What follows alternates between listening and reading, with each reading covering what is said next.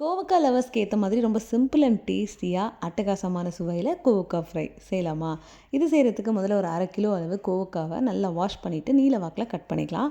ஒரு கோவக்காவை 4 பீசஸாக கட் பண்ணிக்கோங்க. அப்போ தான் நல்லாயிருக்கும். ஸோ கட் பண்ணி எடுத்து வச்சுக்கலாம். அடுத்தது ஒரு கடாயில் ஒரு 2லேருந்து 3 டீஸ்பூன் எண்ணெய் சேர்த்துட்டு 1 டீஸ்பூன் கடுகு, 1/2 டீஸ்பூன் சீரகம், 1 டீஸ்பூன் உளுத்தம்பருப்பும் சேர்த்து எல்லாம் நல்லா பொரிஞ்சதுக்கப்புறமா நம்ம கட் பண்ணி வச்சுருக்க கோவக்காயை சேர்த்துக்கலாம். சேர்த்துட்டு எல்லாம் அந்த எண்ணெயிலே வதங்கணும். இது கூடவே ஒரு 1/2 டீஸ்பூன் தூளுப்பும் சேர்த்துட்டு நல்லா மிக்ஸ் பண்ணிக்கலாம். இது தண்ணி சேர்க்காமல் வேக வைக்கணும். ஸோ தட்டு போட்டு மூடிட்டு சிம்மில் வச்சு ஒரு 10 நிமிஷம் வேக வச்சுக்கலாம். இடையில இடையில கிளறி கொடுத்துக்கோங்க. இப்போ நல்லா வெந்ததுக்கு அப்புறமா தான் நம்ம மசாலா பொருட்கள் சேர்க்கணும். 1 டீஸ்பூன்லேருந்து 1 டீஸ்பூன் தனி மிளகாய்த்தூள், கொஞ்சமாக கருவேப்பிலை இலைகள், 1/2 டீஸ்பூன் சீரகத்தூள், 1/2 டீஸ்பூன் சோம்புத்தூளும் சேர்த்துட்டு ஹை ஃப்ளேமில் வச்சு நல்லா அப்படி கிளறி கொடுத்துட்டே இருந்தீங்கன்னா நல்லா ரோஸ்ட் ஆகி வரும். வேணும்னா இன்னும் கொஞ்சம் எண்ணெய் சேர்த்து கிறிஸ்பியாகவும் நீங்கள் வறுத்து எடுத்துக்கலாம். அவ்வளோதான், செம்ம டக்கரான ரெசிபி. ரசம் சாதம், சாம்பார் சாதம்னு எல்லாத்துக்குமே ரொம்பவே டேஸ்டியாக இருக்கும். கண்டிப்பாக ட்ரை பண்ணி பாருங்கள். அப்படி மறக்காமல் நம்ம பேஜையும் ஃபாலோ பண்ணிக்கோங்க. தேங்க்யூ ஃபார் வாட்சிங்.